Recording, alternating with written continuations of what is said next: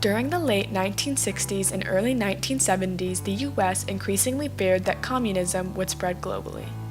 Because of this, the US felt it necessary to take extreme measures to contain it in countries such as Cambodia and Laos. The US's strategy of bombing Laos and recruiting the Hmong people to fight communists during the secret war caused a large refugee catastrophe. Despite the terrible circumstances for moving to America, it's a triumph for the refugees that made it because they obtained better opportunities for themselves and their families. From 1965 to 1975, the US's foreign policy prioritized the containment of communism, and that was demonstrated in their involvement in the Vietnam War.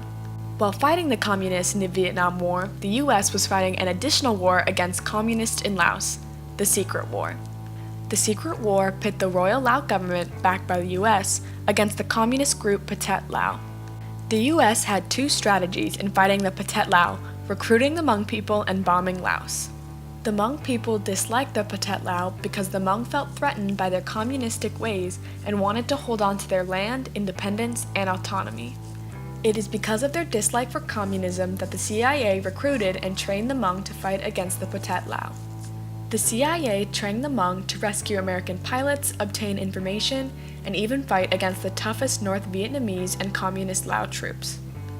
The second US strategy to contain communism was to bomb Laos.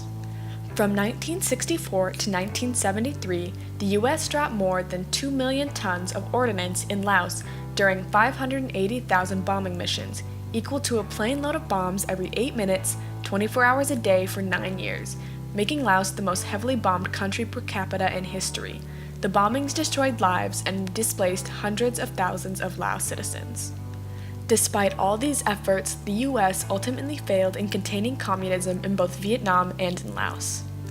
The Viet Cong took over the Vietnamese government, and the Pathet Lao took over the Lao government, making Laos a communist country. The US left Asia and left a trail of destruction behind them in the form of a refugee crisis. Refugees from the war were fleeing their countries to head to Thailand in search of safety.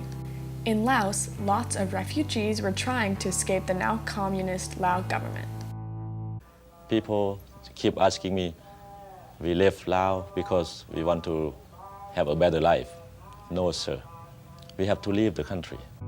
A group of people specifically affected by the US leaving Asia were the Hmong people. Since the Hmong people were helping the US during the Secret War and the US lost, the Hmong people were now escaping persecution from the Lao government.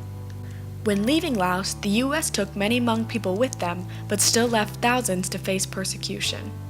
Some groups of Hmong people took to the jungles and lived there in hiding from the government. Others took the risk of communist soldiers and planned an escape across the Mekong River bordering Laos and Thailand. If they were lucky enough to reach Thailand, they were then transferred to one of the many large refugee camps there. Thailand, now overrun with people in need, were in the middle of a refugee crisis and needed help. In a case study in International Refugee Policy, Lowland Lao Refugees by Marilyn Lacey, a young Lao man states, "I am a bird in a cage, my life is broken, my country is lost, what can the future be?" Thailand struggled to house all these refugees, and they were becoming a burden in an already tightening Thai local economy.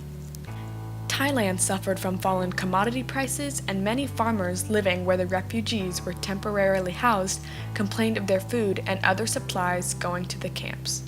There were so many refugees in Thailand that officials had to start turning people away at the borders and had started to apply a stricter definition of refugee to allow people in Thailand.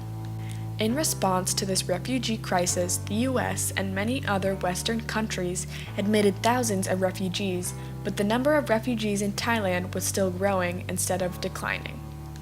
To allow these refugees into the US, President Gerald Ford passed the Indochina Migration and Refugee Assistance Act of 1975. This legislation was passed to authorize the emergency assistance for the transportation, aid, and resettlement of 130,000 refugees from South Vietnam, Laos, and Cambodia. Still, many in Thailand believe that the US are dragging their feet when it comes to refugee admission, and that the refugees fleeing Laos are an American responsibility since it was an American war.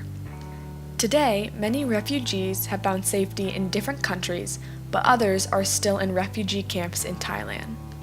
Sadly, since the secret war, Thailand has closed many of those camps due to lack of funding from humanitarian and government groups.